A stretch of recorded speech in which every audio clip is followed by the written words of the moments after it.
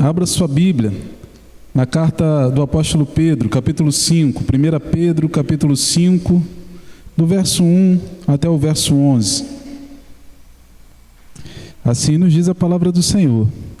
Aos presbíteros que há entre vocês, eu, presbítero como eles, testemunha dos sofrimentos de Cristo e ainda coparticipante da glória que há de ser revelada, peço que pastoreiem o rebanho de Deus que há entre vocês, não por obrigação, mas por espontaneidade, como Deus quer, não por ganância, mas de boa vontade, não como dominadores do que lhes foram confiados, mas sendo exemplos para o rebanho.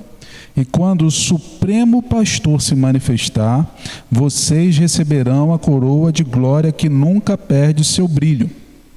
Peço igualmente aos jovens que estejam sujeitos aos mais velhos, que todos se revistam de humildade no trato de uns com os outros, porque Deus resiste aos soberbos, mas dá graça aos humildes. Portanto, humilhem-se debaixo da poderosa mão de Deus, para que Ele, em tempo oportuno, os exalte. Lance sobre Ele todas as suas ansiedades, porque Ele cuida de vocês. Sejam sóbrios e vigilantes. O inimigo de vocês, o diabo, anda em derredor, como leão que ruge, procurando alguém para devorar. Resistam-lhe, firmes na fé, certos de que os irmãos de vocês, espalhados pelo mundo, estão passando por sofrimentos iguais aos de vocês. E ao Deus de toda a graça, que em Cristo nos chamou à sua eterna glória, depois de vocês terem sofrido por um pouco, Ele mesmo irá aperfeiçoar, afirmar, fortificar e fundamentar vocês. A Ele seja o domínio para sempre. Amém. Vamos orar? Senhor do universo, Tu és, Jesus, Senhor de todas as coisas. Pela Tua graça e misericórdia nos reunimos com liberdade de culto para Te render louvores, para Te render adoração através de lábios que confessam o Seu nome, para, ó Deus, oferecer diante do Teu altar ofertas, dízimos, valores, porque cremos que quando comprometemos-nos financeiramente contigo é um sinal de que todo o nosso ser, todo o nosso corpo também está comprometido com o Senhor. Mas nessa hora, Deus, nós queremos ouvir e aplicar a Tua palavra nas nossas vidas. Então eu peço que pela Tua graça, pela Tua misericórdia, o Senhor mais uma vez fale aos nossos corações, Pai. Não porque nós mereçamos, não porque eu mereço, ou porque nós como povo mereçamos entender o Teu Espírito Santo, mas porque o Senhor é bom, porque o Senhor é misericordioso, porque o Senhor tem prazer no crescimento e no desenvolvimento dos Teus filhos. Então fala conosco, é o que eu te peço em nome de Jesus. Amém. Irmãos, nós terminamos o último capítulo, última parte, último capítulo dessa série, 1 Pedro. Os irmãos que têm estado conosco à noite têm acompanhado semana após semana, às vezes um pouquinho mais espaçado, porque outros pregadores também pregaram, mas você acompanhou semana após semana os ensinamentos que Pedro, o apóstolo, escreveu para aquela igreja que estava dispersa, estava espalhada ao redor do mundo. Pedro, o apóstolo, ele começa a sua carta se identificando, dizendo quem ele é. Ele diz, olha, quem está escrevendo é Pedro, o apóstolo. Mas ele finaliza a sua carta dizendo assim, quem está escrevendo é Pedro, o presbítero. E aí é interessante pensarmos, porque ou ele é apóstolo ou ele é presbítero. Ele é as duas coisas. Como assim? Que identificação? O que Pedro quer dizer? Mas se você olhar aí atentamente no versículo 1 do capítulo 5, ele vai dizer aos presbíteros que entre vocês, ou que há entre vocês, eu, presbítero como eles, testemunho do sofrimento de Cristo. Pedro é de fato um apóstolo. A palavra apóstolo quer dizer enviado. No Antigo Testamento, uma palavra comum era a palavra profeta. E o profeta, ele falava em nome de Deus. Você que lê a Bíblia, você que tem contato com o Antigo Testamento, por diversas vezes você vai ver o nome profeta. Mas Jesus não envia os seus profetas ao redor do mundo. Talvez, alguns comentaristas vão dizer, porque essa palavra profeta na época de Jesus era uma palavra que havia caído um pouco no descrédito. Era uma palavra que não era mais comumente comumente usada, ou que havia sido, de certa forma, se tornado comum. Mas Jesus, ele envia os seus apóstolos, os seus mensageiros, os seus enviados por todo mundo. Ele chama 12 homens e dá a esses homens poder e autoridade. A característica desses homens é que eles viram o Mestre.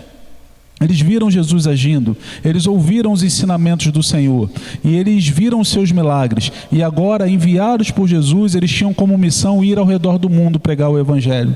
Aliás, quando lemos no livro de Atos dos Apóstolos, nós vemos com clareza de que existem critérios para serem apóstolos. O critério para ser apóstolo é ter ouvido Jesus, ter andado com o Mestre, ter participado ali daquela primeira comunidade de fé. Então, os apóstolos que conhecemos, aqueles que têm o seu nome citado na Bíblia, eles o são porque de fato viveram uma experiência com Deus. Paulo, o apóstolo, ele se chama de abortivo, porque ele não viveu assim como os outros 12. Ele não andou pela Galiléia, ele não foi um pescador, ele era um doutor.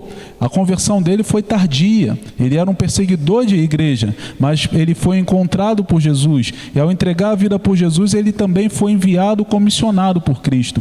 Mas semana passada, enquanto meu filho mais novo lia a Bíblia, ele falou algo curioso, mas interessante. Ele disse: olha, Paulo, os discípulos passaram 3 anos com Jesus, andando. Mas Paulo, a palavra diz em Gálatas que ele passa 3 anos nos desertos na Arábia com Jesus. Então, Jesus ele faz um processo de discipulado com aqueles 12, mas faz também um processo de discipulado com Paulo. Por isso nós entendemos que para ser apóstolo você precisa andar com Jesus. Não entendemos hoje, por exemplo, que existam apóstolos, que existam pessoas que são autoridades sobre pastores. Por quê? Porque as pessoas de hoje não andaram fisicamente com Jesus. As pessoas de hoje não participaram daquele movimento de comunidade de fé. Então, quando eu olho para a minha visão bíblica, ou quando eu olho para a visão bíblica, eu vejo claramente que a Bíblia não aponta para esse aspecto hoje. Porém, o dom apostólico ele permanece. Por quê? Porque o dom apostólico, o apóstolo é aquele que alcança lugares que ainda não foram alcançados pela pregação da palavra de Deus. E pasmem, ainda existem lugares no mundo que não foram alcançados pela palavra de Deus. Então esse dom missionário, esse dom ele se expande, ele vai além das fronteiras para alcançar pessoas para Jesus. E sendo assim, toda a igreja, ela tem uma missão de ser apostólica, a missão de levar o evangelho, mas ela é baseada no fundamento, nos ensinamentos dos primeiros apóstolos. E esse é um grande perigo, e meu amigo o pastor Valmir, ele gosta muito de trabalhar isso. Ele diz, olha, o perigo de termos apóstolos ou de pessoas que se autodenominam apóstolos hoje em dia, o principal perigo apóstolo é aquele que escreveu as escrituras. Os apóstolos, eles têm poder de legislação, porque eles escreveram na Bíblia. Pessoas hoje que se chamam apóstolos, muitas vezes elas se colocam numa posição e dizem assim, olha, o que eu estou falando é mais santo do que o outro fala. O que você precisa me obedecer, afinal eu sou um apóstolo. Nós não encontramos sustentação para isso nas escrituras sagradas, e nós devemos ser o povo da Bíblia. A Bíblia deve ser a nossa regra de fé e prática. Pedro, o apóstolo, termina a carta não dizendo que ele é alguém que tem mais autoridade que outras pessoas. Ele diz assim, olha, eu sou presbítero, igual a vocês. O apóstolo ele tinha uma visão geral. Ele viajava pelo mundo inteiro plantando igreja. Agora o presbítero era o pastor da igreja local. Era um dos pastores da igreja local, aquele grupo que cuidava daquela pequena comunidade, daquele pequeno rebanho. Pedro, ele se identifica com aqueles homens, ele se identifica como pastor de igreja local. A história aponta para nós que possivelmente ele foi pastor lá da igreja de Jerusalém no início, e mais à frente ele teria sido um pastor da igreja de Roma, embora não tenha sido ele que plantou essa igreja, mas ele teria sido um dos pastores daquela igreja de Roma. Ou seja, Pedro é alguém que ele olha para o rebanho, ele olha para a missão, ele tem a visão que Jesus deu para ele, mas ele também tem a visão do micro, do cuidado, do pessoal, do entender que cada ovelha tem uma história, cada um no rebanho precisa de ajuda, e que como pastor ele tinha essa missão, ele se identificava com isso. O mestre, o próprio Jesus, disse a ele que ele devia fazer isso depois da ressurreição. Ele disse, Pedro, você me ama? Pedro disse, eu te tenho como um grande amigo. Sim, porque as palavras ali, enquanto Jesus perguntava a Pedro, eu te ágape, amor incondicional, Pedro respondia a Jesus: Jesus, eu te filéu, amor de amigo. E por 2 vezes Jesus fez isso. O Pedro respondeu assim, mas da terceira vez Jesus perguntou: Pedro, então você tem por mim um amor de amigo? É por isso que a nossa Bíblia, quando chega nesse texto, ela diz que Pedro se entristeceu e disse: de fato eu tenho por ti um amor de amigo. Pedro não podia mais mentir.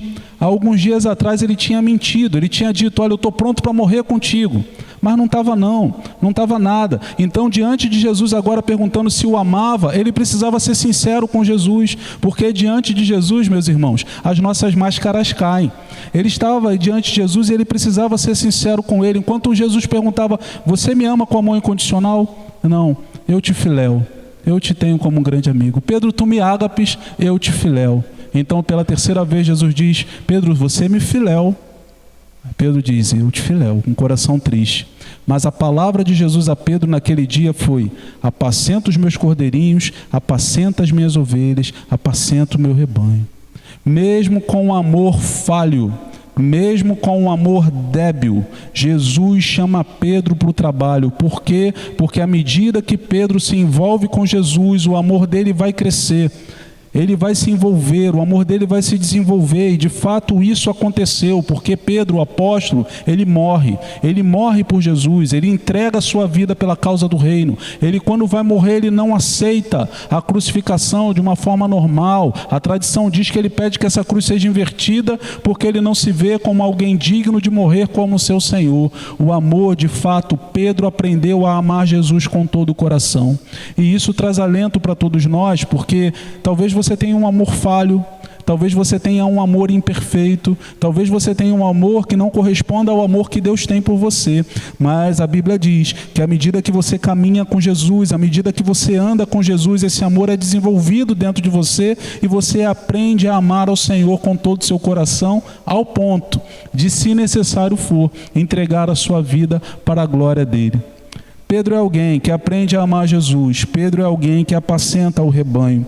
E ele chama agora, nesse momento da carta, a atenção para aqueles presbíteros.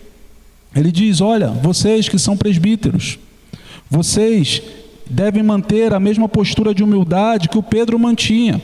Não sou apóstolo nesse momento, eu sou presbítero como vocês, eu sou testemunha do sofrimento de Cristo, coparticipante, serei da sua glória revelada. Mas vocês pastoreiem o rebanho de Deus que há entre vocês, não por obrigação, mas por espontaneidade, ou espontaneamente, como Deus quer, não por ganância, mas de boa vontade, não como dominadores, porque eles foram confiados a vocês, mas como exemplo para o rebanho. Irmão, se você é pastor e está me ouvindo pela internet, o pastor Horácio está aqui entre nós, eu estou aqui também como pastor. Irmão, se você é pastor, você sabe o quão desafiadora essa palavra é para você. O irmão Ielma ali está se preparando para o ministério pastoral, Cauã também está se preparando no seminário para o ministério pastoral. Você sabe o quão desafiadora essa palavra é para você, porque o pastoreio, a administração do rebanho de Deus, ela não pode ser feita, ou não pode ser feita por obrigação. Ela não é uma profissão. Quando as pessoas perguntam qual a sua profissão, a minha tendência é responder eletrotécnico, porque pastoreio não é profissão, é vocação. É um outro nível, é um outro patamar. Ser pastor é ser convocado por Deus para exercer liderança sobre um rebanho, sobre o ministério, mas isso não se faz por obrigação, isso não se faz por força, isso não se faz por ganância. Pelo contrário, o pastor de ovelhas é aquele que precisa ir na direção da ovelha, aquele que precisa conversar com a ovelha, porque afinal, no nosso contexto, todo pastor é ovelha. Todo pastor é ovelha de Jesus. Então a administração do rebanho de Deus, o cuidado do rebanho de Deus não pode ser uma fonte de ganância, uma fonte de enriquecimento, uma fonte de soberba, de querer mostrar autoridade e poder. Irmãos, é estranho olharmos para o mundo de hoje e vermos tanta gente, tantas pessoas distorcendo os ensinamentos apostólicos e chamando e trabalhando, oprimindo o povo de Deus com a desculpa, falsa justificativa, dizendo: eu sou ungido do Senhor, então eu posso dizer isso. Tem até uma música que diz que quem fala mal do pastor vai ser comido de bicho. Eu não sei se você já ouviu essa música, toca isso na rádio. Tem? Eu não vou cantar o pedaço porque ela é esquisita, mas tem. Irmãos, o ungido do Senhor é Jesus. Ele foi o ungido do Senhor, o Cristo, o ungido. Ele morreu na cruz do Calvário. Depois de Jesus, com assunto aos céus, ele derramou o Espírito Santo sobre todos os pastores. Amém? Amém? Estão desconfiados. Sobre todo o crente. Derramou o Espírito Santo sobre toda a igreja. Isso quer dizer que toda a igreja é ungida do Senhor. Então, quando um pastor lida com o rebanho, o pastor precisa ter a noção de que ele está lidando com ungidos do Senhor. Assim como o rebanho, quando lida com o pastor, entende que é ungido do Senhor, mas não é porque é uma outra categoria, não. É porque ele faz parte do rebanho da igreja. Nós somos iguais dentro do corpo de Cristo, exercemos funções diferentes segundo os dons e talentos dados a cada um pelo Espírito Santo de Deus, mas nós estamos todos em pé de igualdade diante do Senhor. Pastor, mas você vai responder pelas ovelhas naquele dia, de fato, mas não porque sou alguém maior, mas porque Deus me deu um dom e um talento específico de cuidar de pessoas. Então responderei pelos meus dons e talentos, assim como você responderá por aquilo que fez com seus dons e talentos para a glória de Deus. O que eu quero dizer para você é que a postura de Pedro aqui não é uma postura autoritária, mas é uma postura de humildade. Mas ele identifica, porque ele sabe que aqueles pastores, aqueles líderes da igreja, eles têm responsabilidades. Responsabilidade de viver uma vida ilibada, de dar exemplo, de dar testemunho para todos aqueles que estão ao redor. Isso quer dizer que essa liderança é uma liderança infalível? Não. Isso quer dizer que essa liderança é uma liderança que, se pecar, não pode permanecer no pecado. Por quê? Porque todo crente é possível que erre, é passivo de erro, mas o crente não pode permanecer em nenhum tipo de pecado. É claro que você sabe que líderes erram. E você não precisa ir na televisão, nas grandes mídias de hoje, é só você ler a Bíblia. Davi foi um baita líder, Pedro foi um líder fantástico, Paulo foi um líder fantástico, mas quando você vai na Bíblia, a Bíblia não mascara, não esconde, todos eles cometeram erros, e a Bíblia deixou muito claro para nós. Então, líderes erram, mas você não encontra nenhum desses homens que andaram com Deus permanecendo no pecado, permanecendo no erro, buscando ficar à vontade ali no ambiente do pecado. Pelo contrário, todos eles lutaram contra o pecado. Assim também, todo líder, todo pastor deve ter esse processo na sua vida. Ele deve ter uma luta constante contra o pecado para que ele possa ser exemplo e referência para o rebanho. Porque se o rebanho precisa andar em fidelidade, é necessário que o pastor também ande em fidelidade. Pedro usa palavras aqui que vão falando sobre cortesia, educação. Irmãos, nos nossos dias as coisas são tão violentas, as linguagens são tão belicosas, as pessoas estão com tão pouco paciência, mas muitas vezes isso é reproduzido dentro do ambiente eclesiástico. Graças a Deus, não na nossa igreja, mas nós devemos estar sempre atentos com relação a isso. A gente que exerce liderança, a gente não manda em pessoas. Eu sou o líder da tal ação, então você me obedeça. Não, não é assim que funciona. Pedro está se referindo àqueles irmãos de forma fraterna. É como se ele estivesse pedindo: por favor, eu peço a vocês. Ele não está falando eu ordeno a vocês. Irmão, o Pedro podia ordenar, mas ele não faz isso. Isso quer dizer que no nosso trato um com os outros deve haver cordialidade. Por favor, obrigado. Nós temos funcionários na igreja Sim, eles são funcionários, trabalham na igreja, e por isso mesmo eles devem ser muito bem tratados por todo mundo que está dentro da igreja. Tem que ser bem tratado, por quê? Porque o povo aqui é diferente, é povo de Deus. Nós temos pessoas que chegam na igreja, esse é o lugar onde elas devem ser melhor tratadas. Por quê? Porque nós queremos atrair pessoas? Não, somente, mas porque o nosso trato é um sinal do trato do próprio Jesus, que é manso e humilde de coração. Então, a liderança, aqueles que lideram o povo, eles devem lidar com gentileza. Nós precisamos ser a igreja mais gentil de toda a redondeza. Já pensou se a gente tivesse esse título? Uma vez eu participei de uma igreja e todo final de culto a igreja fazia um guaraná natural. Era gratuito, em vez de café era guaraná natural. Então no final do culto o pessoal ia lá e tomava um copinho de guaraná natural. Pouco tempo depois a igreja ficou conhecida como a Igreja do Guaraná. A Igreja do Guaraná, e ficou popular, o pessoal fez até musiquinha. Irmãos, nós devemos ser a igreja da gentileza. Nós devemos ser a igreja do amor, do afeto, do cuidado para aqueles que estão ao nosso redor. E isso é sinal de maturidade, porque os líderes eles precisam viver em maturidade. Agora, Ricardo Agreste diz algo muito interessante. Quando nós olhamos para líderes ou pessoas dentro da igreja, nós dizemos assim: é crente há 50 anos e ainda faz isso. É crente há 10 anos e ainda faz isso. Eu só sou crente há 3 meses e não faço aquilo.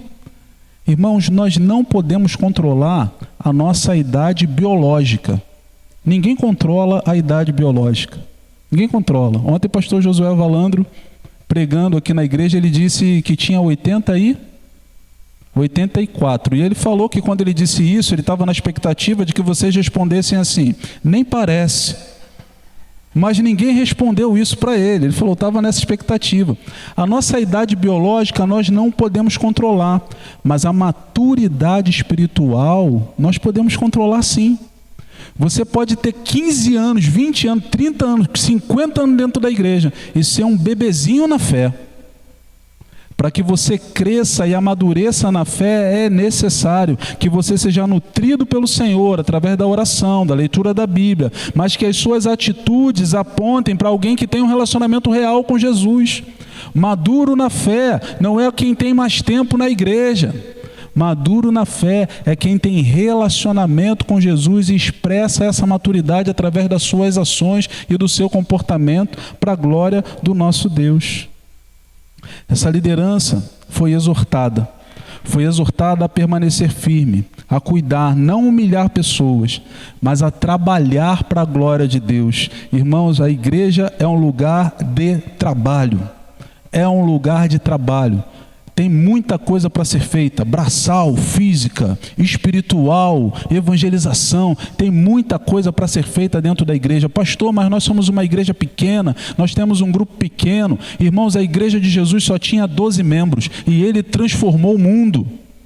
Então, no poder de Jesus, nós também podemos transformar o mundo. A grande diferença que teremos, a grande diferença que precisamos é o quanto Jesus está agindo na nossa vida. Então, como pastor, o pastor não pode ser preguiçoso, a igreja não pode ser preguiçosa, todos nós devemos unir-nos e trabalhar para a glória de Deus. Eu fico lembrando do pastor Álvaro Trindade, contando uma história de que começou um culto, em um momento que parecia ser um de avivamento aqui, nessa região aqui de Bento Ribeiro, Marechal, porque realmente ali no final da década de 70, início da década de 80, houve algo sobrenatural aqui. Hoje, na parte da tarde, conversando com o pastor Humberto Chagas, ele falou, olha Adriano, eu não sei explicar o que estava acontecendo ali naquela época, porque clube bíblico tinha num monte de lugar, a organização funcionava num monte de lugar, mas sabe, parece que Deus quis fazer. Deus quis fazer algo novo, Deus quis fazer algo diferente ali na região ali de Marechal, de Bento Ribeiro, Deus quis fazer naquele momento, porque o Senhor, Ele se prontifica. O Senhor é quem abre as portas, então toda a obra é feita pelo Senhor, não pelo nosso esforço. Não pelo nosso esforço, mas o Senhor que faz toda a obra, Ele nos convida a participar daquilo que Ele está fazendo. E é por isso que nós podemos nos esforçar, ou devemos nos esforçar. Mas irmãos, não se enganem, nós não podemos simular com o nosso esforço humano a ação do Espírito Santo de Deus. Existem ambientes religiosos onde as pessoas soltam fumaça. Parece que, de certa forma, é para substituir aquela Shekinah do Antigo Testamento. A fumaça de Deus inundou o ambiente. Existem ambientes que são psicologicamente preparados para que a pessoa possa ter uma experiência sensorial. Me parece que nós precisamos tanto hoje em dia lançar mão dessas coisas, porque não temos para oferecer às pessoas aquilo que de fato elas precisam, que é o poder do Espírito Santo de Deus. Então a gente faz de tudo. A gente cria a placa, apaga a luz, coloca música, solo de guitarra contínuo, faz worship, a gente faz de tudo para atrair pessoas, mas o que de fato nós precisamos para atrair pessoas é a presença de Deus. Tudo isso pode ser legal. Tudo isso pode ser bom, você pode usar, não estou dizendo que você não pode usar, eu estou dizendo que isso não é o mais importante. O importante é trabalharmos para Deus com a nossa vida, mas trabalharmos para Deus internamente, tendo vida e relacionamento com Deus, para que no Cristo que transborda nas nossas vidas, venha transbordar e alcançar a vida do outro, daquele que está ao nosso redor. E, irmão, quando você conversa com alguém que é cheio de Jesus, é diferente. Quando você conversa com uma pessoa cheia de Cristo, é diferente. Você senta naquele lugar e você não quer sair mais dali. Porque o Espírito Santo de Deus inundou a vida daquela pessoa e parece que está transbordando para você. Nós devemos ter as nossas vidas cheias de Cristo. Contudo, não devemos ser preguiçosos ministerialmente. Essa liderança, esse povo de Deus, ele será recompensado pelo próprio Deus. Aqui, Pedro, ou aqui a NAA, usa uma expressão, quando o Supremo Pastor se manifestar, vocês receberão uma coroa de glória que nunca perde o brilho. A palavra aqui seria melhor traduzida como imarcessível ou imuchável. A coroa de glória que vocês receberão não murcha.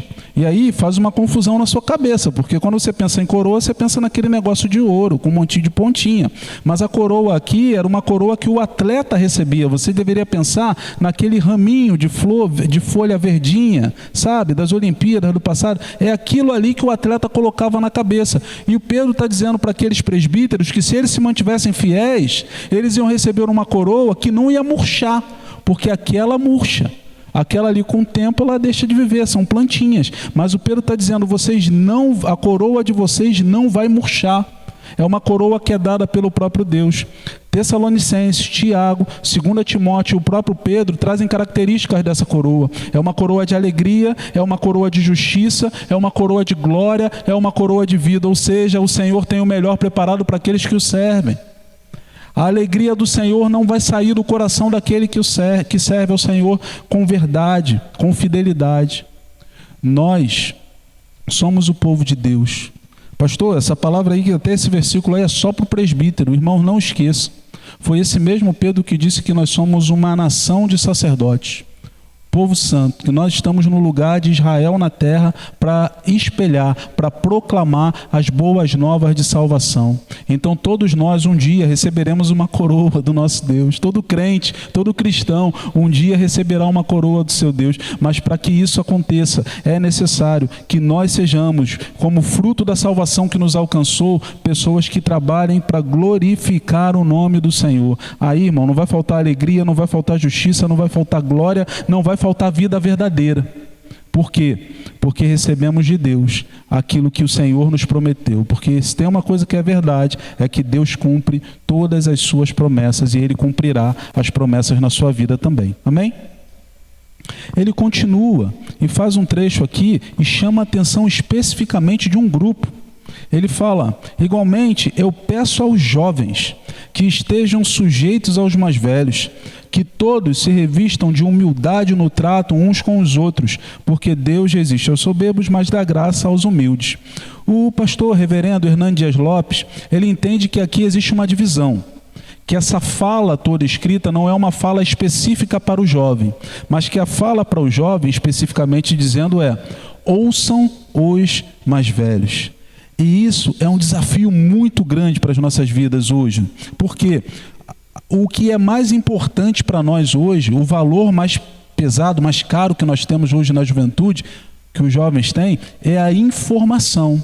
Então, se dá atenção para aquele que tem a informação, ou pelo menos para aquele que parece ter a informação, que consegue usar da fala de uma forma que pareça que ele domine aquele conteúdo. Então, a Bíblia está dizendo para nós que não é uma questão de informação, é uma questão de sabedoria. E aí fica um desafio muito grande para a juventude. Irmãos, quando nós vemos uma criancinha, o Gabriel estava correndo aqui, brincando, abraçando, tal. O Gabriel não vai ficar daquele tamanho a vida toda. Ele vai crescer. Os músculos dele se tornarão maiores, os ossos dele se tornarão maiores. E quando ele for adulto, ele vai conseguir olhar todas as coisas com uma sobriedade maior e melhor. E a tomada de decisão dele poderá ser melhor do que quando ele é uma criança. Amém? Concordam comigo? Todo o nosso corpo se desenvolve. A BBC News fez toda uma reportagem dizendo que nas fases de transformação do nosso cérebro, existe uma mudança muito drástica, que acontece aos 31 anos. Então, os neurocientistas, eles já têm dito que, na verdade, a adolescência, escuta isso aí, a adolescência termina aos 31 anos. Porque quando você faz 31 anos que o seu cérebro fez todas as conexões necessárias em todas as áreas. É o seu auge, é a mudança de vida. Então você vai dos 31 até os 60 quase, ali pensando, raciocinando como nunca fez antes. É o momento da sua maturidade, ou pelo menos o momento da maturidade do seu cérebro. Isso quer dizer para nós que talvez você vá ficar mais tempo com o adolescente em casa do que você pensava. A outra coisa que quer dizer para nós é que nós precisamos olhar para essa situação e dizer assim: eu não sei tudo. Meu cérebro não é perfeito. Por mais que eu tenha muitas informações nos dias de hoje, a Bíblia ou Deus colocou ao meu lado pessoas que podem me dar um bom conselho. É claro que essas pessoas não sabem tudo de informação, de tecnologia, eles não sabem tudo sobre esse assunto, mas eles sabem muito de vida, eles têm experiência. Então, para minha tomada de decisão, é necessário que eu ouça aqueles que Deus colocou ao meu lado. Eu não estou dizendo que você vai fazer tudo que falarem para você fazer, mas eu estou dizendo que você precisa considerar, assim como disse Salomão em Provérbios, que na multidão dos conselhos ou dos conselheiros a sábia instrução, a sábia direção. Então o que Pedro está dizendo aqui: olha, vocês que são mais jovens, sejam sujeitos àqueles que são mais velhos. E não esqueçam, você está comigo já há alguns meses falando, ou pelo menos mais de um mês falando sobre Pedro. Você sabe que quando Pedro usa essa palavra sujeito, na verdade ele está remetendo a Jesus, Filho de Deus, que se sujeitou para cumprir a missão. O apóstolo Paulo fala que ele tomou forma de servo, ele se humilhou, ele se sujeitou. Então, debaixo da sujeição desse Jesus, para resgatar pecadores do seu pecado, do inferno, Pedro fala: olha, os maridos devem ser sujeitos, os trabalhadores devem ser sujeitos, as esposas devem ser sujeitas, os filhos devem ser sujeitos, a igreja deve ser sujeita. Então, o processo de sujeição que Pedro usa não é um processo de subjugação, mas é um processo de submissão. E como disse lá o pastor que já citei algumas vezes, toda submissão pressupõe algo inteligente, porque submissão é voluntária. Submissão não é imposta.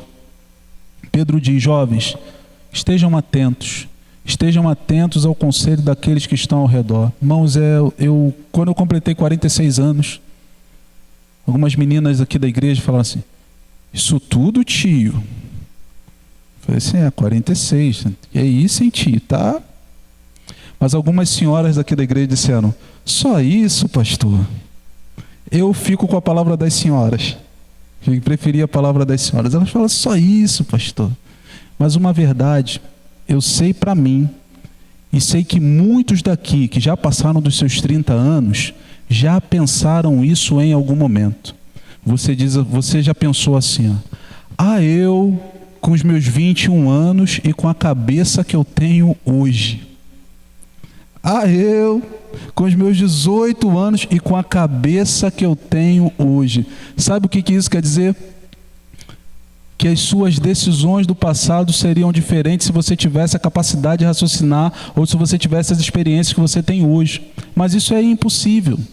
Mas o que é possível, segundo o que Pedro está dizendo, é o seguinte: você que tem 18, 19, 20, 30, até 31, ouça o conselho daqueles que estão ao seu redor, para que você possa ter uma tomada de decisão mais assertiva, porque isso também vem de Deus para vocês.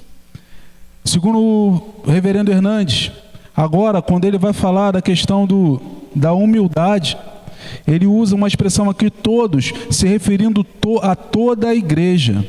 Sejam humildes no trato uns com os outros.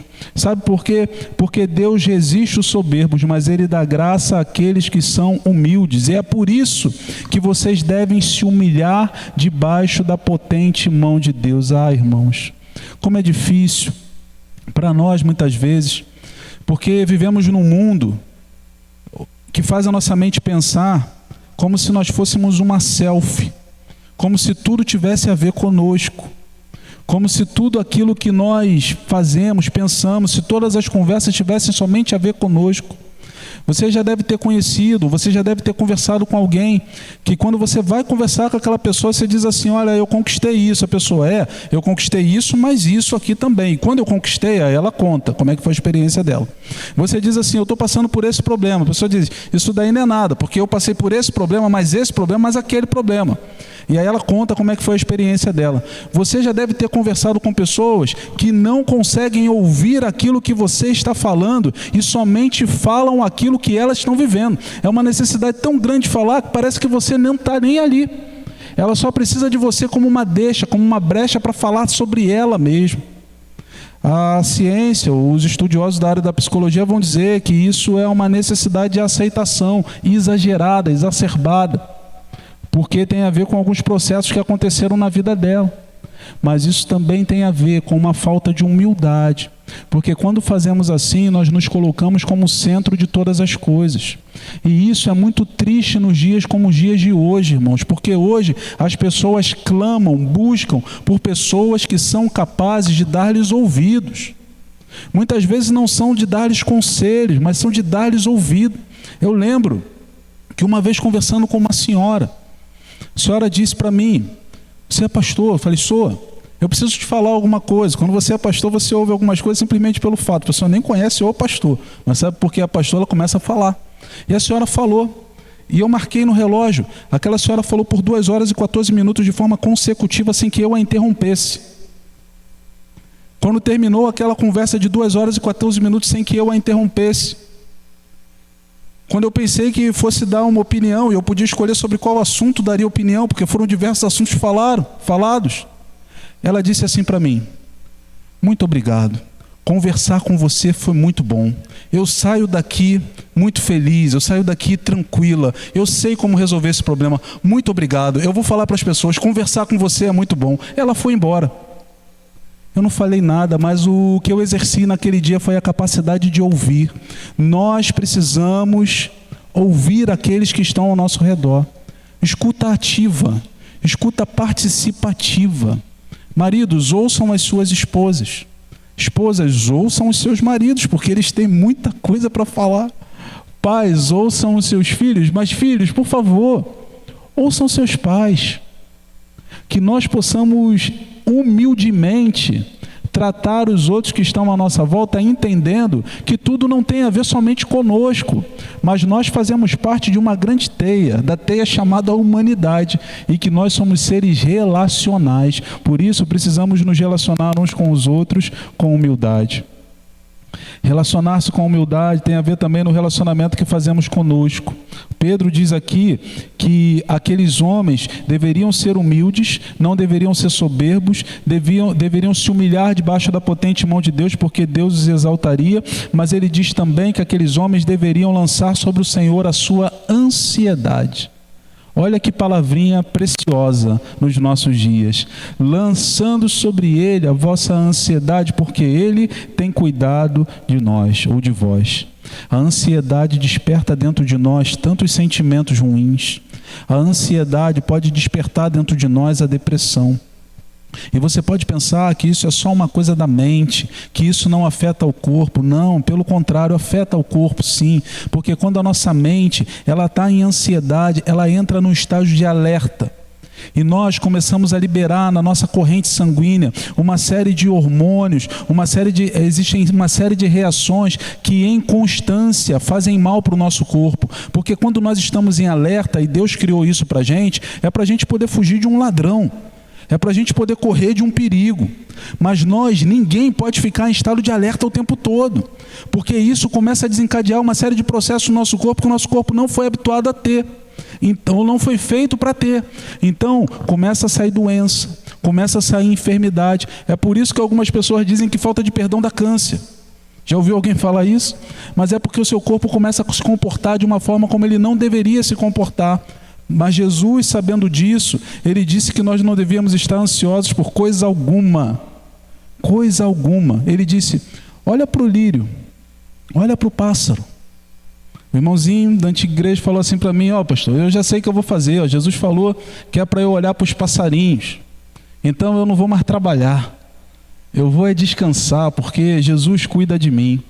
Eu falei assim, mas o passarinho que Jesus falou, você acha que ele não trabalha? Ele falou, não, o passarinho só fica voando. Eu falei, você sabe voar? Ele falou, eu não, pastor. Eu falei assim, então, se você não sabe voar, você não sabe o trabalho que dá para voar. Dá trabalho, irmão. Voar não é fácil, não. Voar dá muito trabalho. Você mesmo, a gente nem consegue voar. Irmão, é sério. Os pássaros trabalham. Os lírios do campo trabalham. O que Jesus está dizendo ali, olha, existe o trabalho que é de vocês, mas esse trabalho de vocês e esse trabalho de vocês precisam fazer. Agora não estejam ansiosos, porque a sua vida está nas mãos de Deus, e Deus trabalha por aqueles que nele esperam. Não é para que nós abramos mão do nosso trabalho, mas é para que nós entendamos que Deus ele continua agindo e trabalhando por nós. Fazendo assim, não ficamos ansiosos. Por que Pedro traz essas recomendações todinhas para aquela igreja? Ele fala no final, porque existe um adversário que tem o nome de diabo. Diabo não é lenda urbana. Diabo não é a soma da maldade humana. Diabo não é uma filosofia. Ele é um ser espiritual que age para te destruir a vida, para te privar de um relacionamento com Deus, para te privar da tua família, do relacionamento com seus filhos. Isso é real, a Bíblia ensina isso, e o Pedro está dizendo aqui que ele é um ser que tem estratégia. Estratégia por quê? Porque ele ruge como leão. O leão, quando ruge, tem um objetivo. Qual é o objetivo do leão quando ruge? Ele vai dispersar o rebanho. O rugido não é para atacar, o rugido é para dispersar. Só que quando ele dispersa o rebanho, ele separa a presa mais fácil, porque o rebanho corre. Então, ele ao redor, ele ataca a presa que está mais fácil. É por isso que nós, como povo de Cristo, não podemos dar lugar à fofoca, maldade, maledicência, desunião, porque nós somos o rebanho. Então, a gente tem que estar unido. Aqui não pode ter presa mais fraca. Aqui não pode ter pessoa mais fácil para o diabo levar. Não, a gente está entrelaçado, uns com os outros, apoiando uns aos outros. Mas a estratégia que Pedro diz que o adversário usa é justamente essa. Ele te assusta. Depois do pavor, depois da ansiedade, depois do pânico, depois que tudo toma conta da tua vida, ele vai lá e dá o bote. Pedro, ele diz como devemos fazer. Ele coloca as nossas armas de vitória. Ele diz que nós devemos ser sóbrios em todo o tempo. O autor do livro Inteligência Emocional, ele usa uma expressão para falar da raiva. Ele diz que a raiva, ele ensina que a raiva ela retroalimenta, é retroalimentativo. Então, se eu estou com raiva e eu estou no meio da discussão, quando a pessoa está discutindo comigo, aquilo faz com que eu fique com mais raiva. Então a raiva ela não para, é um ciclo que vai aumentando, é igual microfonia, pessoal de som, vai aumentando a velocidade e a gente vai ficando com mais raiva ainda. Então eles dizem, olha, uma estratégia interessante é, no meio de uma discussão acalorada, faz uma pausa. Porque se você fizer a pausa, você vai parar de alimentar a raiva e você vai ver que a decisão que você vai tomar, quando você volta dessa pausa, você volta mais calmo. É por isso que nós não devemos deixar com que a raiva tome conta dos nossos corações. Pedro fala que aquela igreja precisa ter sobriedade. O autor do livro Inteligência Emocional, ele fala sobre algo chamado de sequestro emocional. A raiva é tão grande na tua vida que ela toma conta de você, você já não percebe mais o que está falando. Esse é o tipo de coisa que quando você termina de falar, você põe a mão na cabeça e diz assim, depois de 1 hora, o que eu fiz? Por que eu falei isso? Por que eu agi dessa forma? Por que eu fechei aquele cara no trânsito? Por que eu dei aquele soco? Por que eu gritei com a minha esposa? Eu não devia ter agido assim com meu filho. Tomados pela raiva, nós tomamos atitudes que não vêm da parte de Deus para nós. Então, Pedro diz, sejam sóbrios. Pedro diz também, sejam vigilantes. Oliver Cromwell, um general norte-americano, ele disse assim ao seu exército, confiai em Deus e mantende a pólvora seca.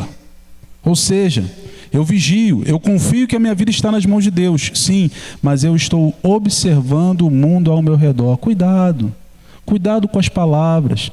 Às vezes a gente fala tantas palavras frívolas, palavras que não têm necessidade de serem faladas. Aí chega no ouvido do irmão que você falou, você nem falou com aquela intenção, falou de brincadeira, falou de zoação. Zoação era como falava na minha época de adolescente. Eu não sei como fala hoje, mas falou de zoação. Mas a palavra chegou no ouvido daquele irmão e aquilo magoou o irmão. Cuidado. Seja vigilante. Observe as coisas, observe o mundo ao seu redor. Pedro fala da fé. Aqueles homens deveriam se manter firmes, com fé em Deus. Porque a fé, o escudo da fé, segundo Paulo ensinou, é capaz de apagar os dardos inflamados do maligno.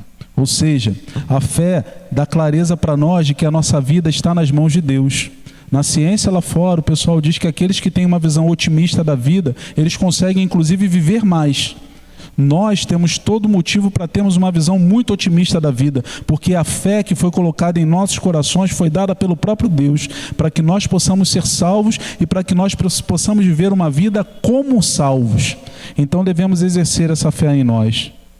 E Pedro, por último, ele fala, e o Deus de toda glória, que em Cristo os chamou à sua eterna glória, depois de vocês terem sofrido por um pouco, Ele mesmo irá aperfeiçoar, firmar, fortificar, fundamentar vocês. A Ele seja o domínio para sempre. Amém. Isso traz para nós a clareza de que quem cuida de nós é Deus. Esse Deus, Ele fez algo por nós. Ele entregou Cristo na cruz do Calvário para que nós possamos ter vida eterna e salvação. Deus permite que nós passemos por tribulações, segundo Pedro ensina, para nos fortalecer, nos aperfeiçoar, firmar, fortificar, fundamentar na fé. Mas é o mesmo Deus que nos prepara uma recompensa eterna na sua presença, uma coroa que não murcha, mas uma coroa que permanece, uma coroa que não é corruptível. E enquanto nós aguardamos por aquele dia, enquanto nós ansiamos por aquele dia, nós vivemos na presença do próprio Deus, cheios pela presença dele. Eu gostaria de convidar você, nesse momento, a entregar toda a sua dor, toda a sua angústia, todo o sofrimento que porventura você esteja atravessando diante da presença de Deus. Se a raiva, a ira, têm sido estratégias usadas pelo inimigo de nossas vidas para encher o seu coração e para te tirar do sério, te tirar do controle, coloca isso diante de Deus, porque o Senhor é aquele que pode fazer com que você seja sóbrio em todos os seus relacionamentos. Se a vaidade, a soberba tem tomado conta do seu coração, se humilhe nessa noite diante da presença de Deus, porque Ele cuida de você. Não deixa. Sabe com quem você está falando? Não deixe essa frase tomar conta da sua vida, do seu coração, não. Você é filho. Aqui dentro da comunidade de fé, você é como eu, servo de todos os irmãos. Deixa o Senhor falar a sua vida, deixa o Senhor completar no seu coração. Deixa Ele renovar você.